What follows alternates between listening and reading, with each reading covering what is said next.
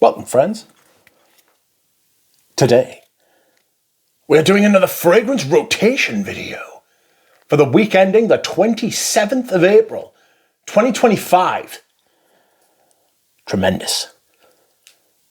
That is right, my friends. Once more, I have returned once more. This time with another fragrance rotation video. This week has been... Well, looking at my choices, there has been like a kind of a little bit of a theme, some kind of like creamy themey this week. Some resins and that sort of thing, you know. So we will begin, see if you agree. On Monday, the Pope died. So I wore Cardinal. I'm only sort of half joking. I didn't actually wear this because the Pope died, but it kind of woke up, found out the Pope had died, and then was like, I'd pick Cardinal, why not? Fuck it. You know what I mean? This is tremendous. I was going to buy a bottle of this, and I thought, bollocks, I'll check eBay first. So I did check eBay first, and it was a vintage. And because I am a vintage lover, and I do love vintage, all right, I thought to myself, bollocks, I'll buy that one. Same price as well. So it wasn't as if like I had to splurge out any money or anything. I got this, and it was pretty full, you know. It was pretty full when I got it. So I'm pretty pleased about that, you know. Pleased, got myself an old bottle. But if I hadn't been able to get it, I'd have still just bought the new one. The new one was fantastic. That's the one that I sampled, and I loved it. Healy's a great house, which deserves a lot more credit than it gets. I hope more people will find the house, talk about the house, discover the house, the samples. It's really easy to sample. Ships all over the world. The price point of the fragrances is just perfect. And they're better than most of the stuff you will happen upon, you know. A fantastic house all round. And this is one of my favourites. It would be hard to pick a favourite. I've got three, but it would be hard to pick a favourite between the three. This is the one that I'm wearing and enjoying the most at the minute. Okay, next on Tuesday, I decided to wear... for some reason, I threw that on the floor. Well, threw that on the floor there. I decided to wear this. French Lover by Frédéric Malle. This was released. I think this is one of the originals, isn't it? This is like a 2000. I could be wrong. No, it was 2007. Galbanum, Angelica, Violet Leaf. I get quite a lot of Violet Leaf from this. Vetiver, Oak Moss, all that green stuff. But it has like a kind of a slight powdery aspect to it too, you know? Like the dust on the back of a moth's wings. It's in place, and it creates a pattern. But it feels like it's delicate, it's hanging there. It's really good. It's very green, leaves a lovely trail. A little bit musky too for me, which is nice, you know. I don't wear this one all the time, but when I do wear it, I really enjoy it, you know. Used to be called Bois d'Orage. I can't remember why they changed it. And this is French Lover, made by, obviously, Pierre Bourdon, because it says on the bottle. It says it on the bottle. Okay, next up we have something very different. And on Wednesday I wore Success by Mode Creation München. This is a huge honey fragrance, honey top, middle and bottom. There's patchouli in it, smells a bit like, you know, Boss No. 1, Givenchy Gentleman. This might be my favourite of all three of those, you know. It's got tobacco in there, it's got oak moss in there.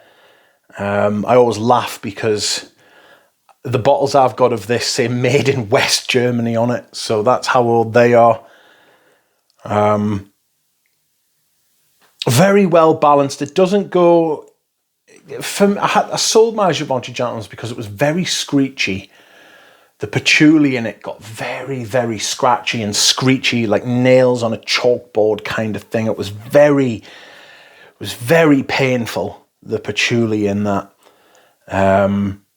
This isn't as pissy, if at all pissy, to be honest with you.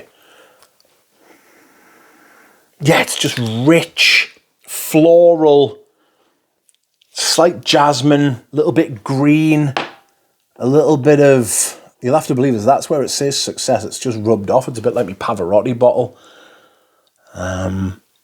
Tobacco to balance out. Really well balanced, really well made. Can't find any information about a perfumer, unfortunately. Amazing, though. Absolutely amazing. I really, really like that one. Okay. Next up, we have...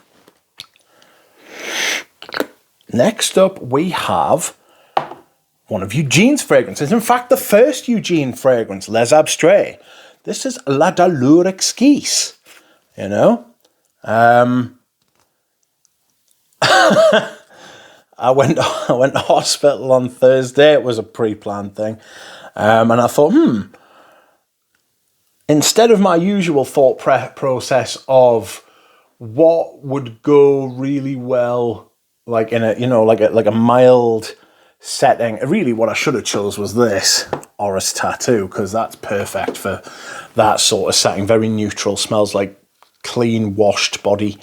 It's fabulous. Doesn't have any sort of skank to it. It smells like a nice moisturizer, like a quality moisturizer sort of thing. And there is call for that quite often, actually. A lot of people would say it's a really good office scent. Anyway, bollocks. I decided to wear the Exquisite Pain because I was sore. And I was like, yes, I am sore. This has rose, lots of rose, castoreum, patchouli, myrrh. That is what I wore on Thursday. Thursday? Who's Thur? And why do they have a day? Next up, on Friday, we know who Fry is. Fry, I wore this, Himalaya. This is one of my older bottles. This is Creed's take on Paco Rabanne Excess.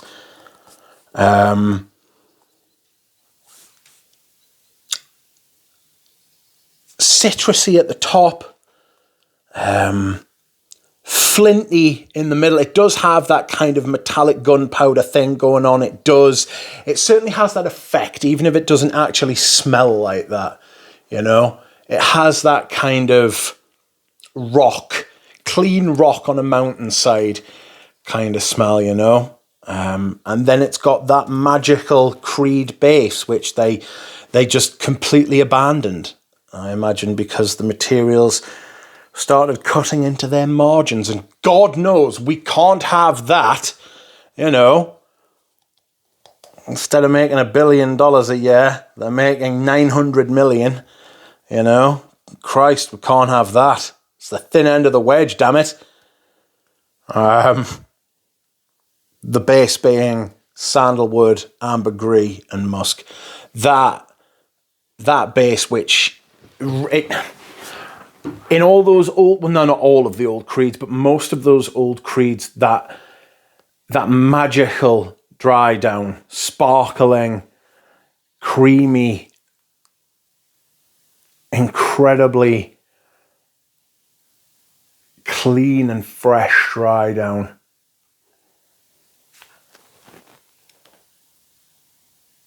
Was dosed more or less in each fragrance. In this one, it's quite heavy on the sandalwood and on the musk as well. In other fragrances, there's more of the ambergris. It's creamy, it's fresh, it's amazing. It really is an absolutely gorgeous fragrance. I actually got a compliment now that I remember, yeah. Somebody said, you smell really, really nice. I was like, oh, thanks very much. Yeah, it was good stuff, that. Really liked it, they did. Asked what it was and all sorts. I didn't go into the whole get the vintage instead of the modern one. I mean, I was dying to. Do you know what I mean? But I thought, no, I'll not bother. You see most people's eyes glaze over when you start talking about that shit. Anyway, the musk in Himalaya put me in the mood for a decent musk. And so, on Saturday, I wore Musk de Sables. Now, I don't think they use a lot of musk in here, actually.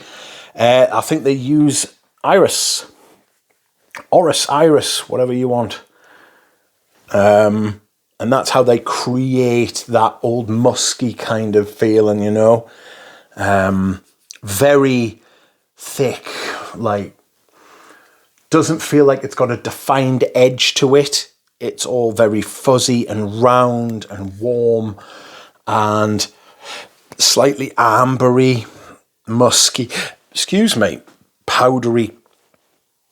It's gorgeous though, you know. There's always one fragrance that kind of breaks the mold, and this is it. Big iris fresh thing. Oh, it's gorgeous. It really is fantastic. I wish they made 100ml bottles. They do make it in the Vanilla van now, but apparently that's like their smash hit, their big seller.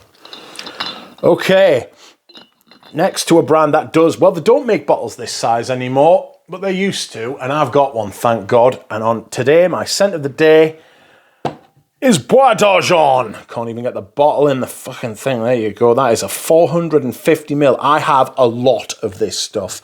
I have the original Eau de Cologne. This is the Eau de Parfum. You can actually see how much I've worn it. That's a 450, and the line is below the top of the label. I go through this stuff. Have to decant it, but I thought I would get the bottle out for you today. This, again, is a big iris, ambery, myrrh kind of thing, and it harkens back to the two previous scents because it's got that juniper at the top, it's got that kind of sparkle, but then it's got that warm, creamy mid and dry down, a little bit ambery, fresh and clean still though. One of Dior's best fragrances. I could make a good, honest argument that this is probably their best fragrance this century. And that is a bold statement, but I love this stuff so much. It's such a good fragrance, this. Both versions. Anything after 2018, don't bother. Too quiet. Anyway, thanks very much, everybody. I will see you again soon.